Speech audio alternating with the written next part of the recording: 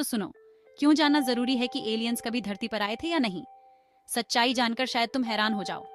प्राचीन गुफाओं की पेंटिंग्स से लेकर आज के यूएफओ देखे जाने तक इंसान हमेशा से दूसरे ग्रहों से जीवन की सोच से रोमांचित रहे हैं। लेकिन क्या एलियंस सच में कभी धरती पर आए? कुछ लोग मानते हैं कि मिस्र और माया जैसी प्राचीन सभ्यताओं को शायद तारों के पार से मदद मिली थी। पिरामिड, एडवांस कैलेंडर और यहाँ तक की रहस्यमयी चीजें भी एलियन मुलाकातों की कहानियों को हवा देती हैं। अब सीधे 20वीं सदी में आते हैं तो हमें रोसवेल वाली मशहूर घटना मिलती है। न्यू मैक्सिको में एक दुर्घटनाग्रस्त उड़न तश्तरी ने दशकों तक अटकलों और सरकारी रहस्य की कहानियों को जन्म दिया।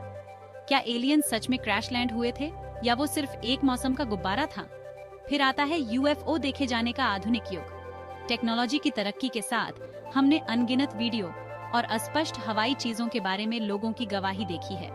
दुनिया भर की सरकारें अब इन घटनाओं को गंभीरता से लेने लगी हैं। तो क्या एलियंस कभी धरती पर आए थे?